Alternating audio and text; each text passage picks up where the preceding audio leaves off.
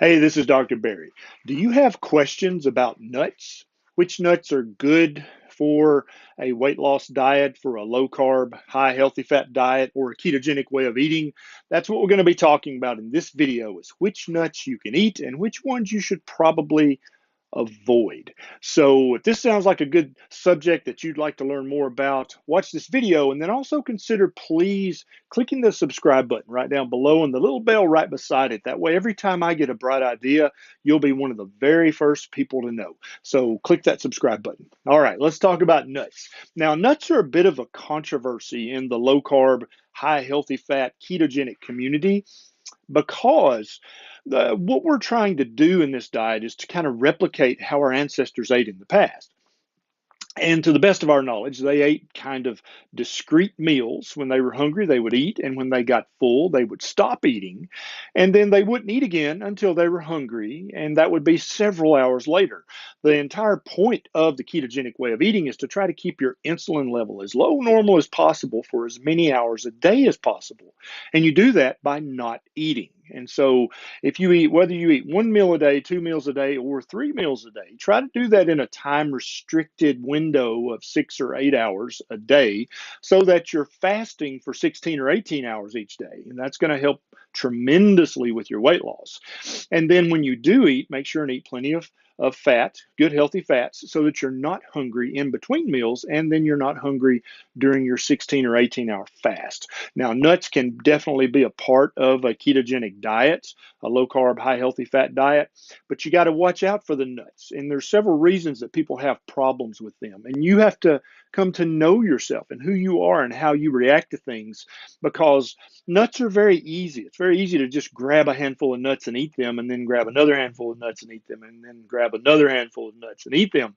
And if you do that, during a snack in between your meals, then even though there's not many carbs in there, there are carbohydrates and there is protein, and those are going to bump your insulin level up, and that can effectively turn off any fat burning that you would have been doing otherwise. And so for some people, they're just too easy to reach and get. Okay. And so some people need to leave them alone.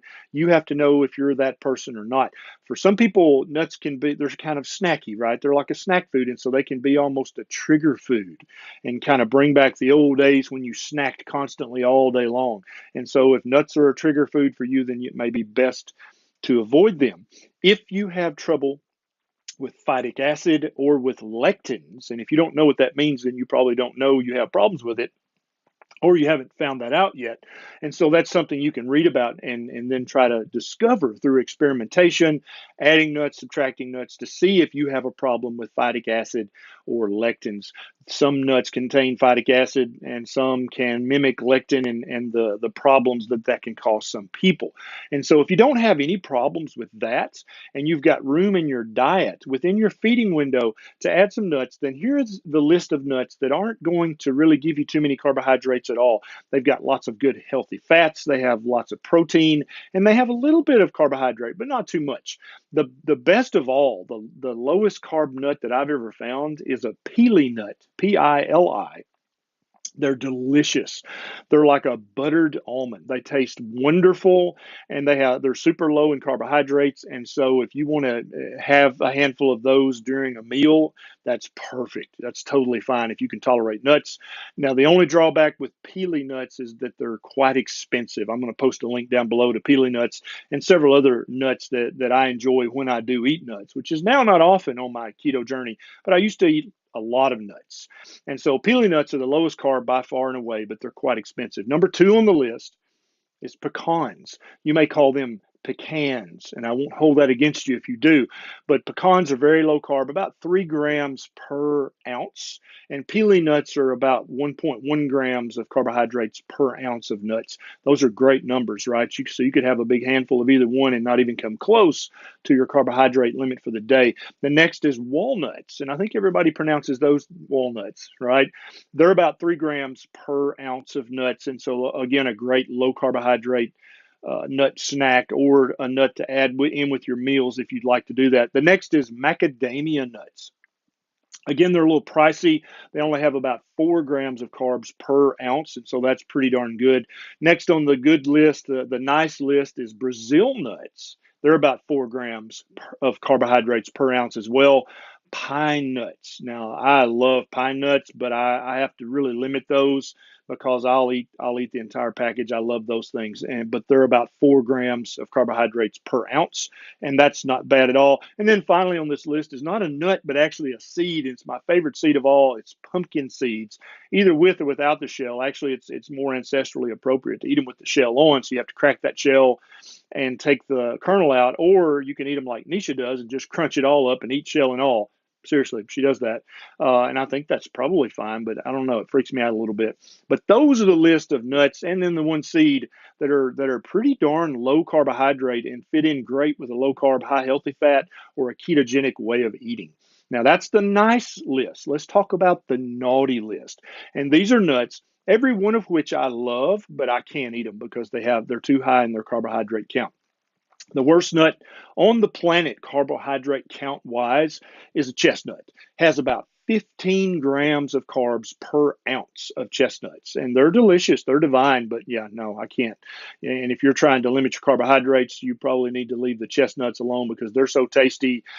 You're probably going to eat more than an ounce. Next is cashews. They have 9 grams of carbohydrates per ounce, give or take. Delicious. I love them, but I can't eat them. Too many carbohydrates for me. They'll stall my weight loss, and for me, they actually cause a little inflammation. Next is pistachios, another nut that I love. Nisha loves these as well, but they have 8 grams of carbs per ounce of nuts, and that's shelled nuts, and that's just too carby for me. Next is not really a nut, it's a peanut, okay? And you may or may not know this, but peanuts are not nuts. They are legumes. They grow under the ground. Unless you're a southern boy like me, you may not know that. You may think peanuts grow on peanut trees, but they do not. They grow under the ground just like a potato. And little known fact, back in the 1920s, they were called goober peas, and nobody ate them except for the poorest of the poor.